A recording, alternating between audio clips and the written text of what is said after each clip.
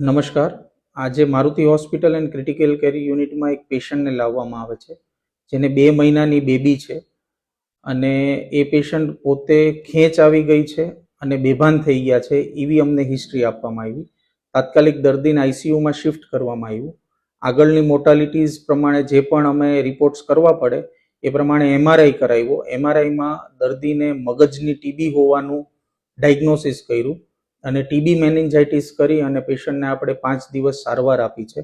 આજે સંપૂર્ણ રીતે પેશન્ટ ઘરે ડિસ્ચાર્જ થાય છે, જાતે ચાલી શકે છે, બોલી શકે છે અને જમી શકે છે. બેબીની તબિયત ખૂબ જ સારી છે અને માતાની તબિયત ખૂબ સારી છે. એ જ સાથે અમે આજે પેશન્ટને Maruti hospital and critical care યુનિટમાંથી ડિસ્ચાર્જ કરીએ છીએ. Thank you.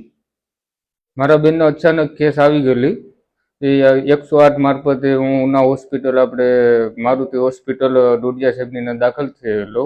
એના તાત્કાલિક ધોરણે આઈસીયુમાં દાખલ થયેલો ને અત્યારે બહુ બેનની સ્થિતિ જ્યારે હું દાખલ થયો ત્યારે તો બહુ ગંભીર હતી.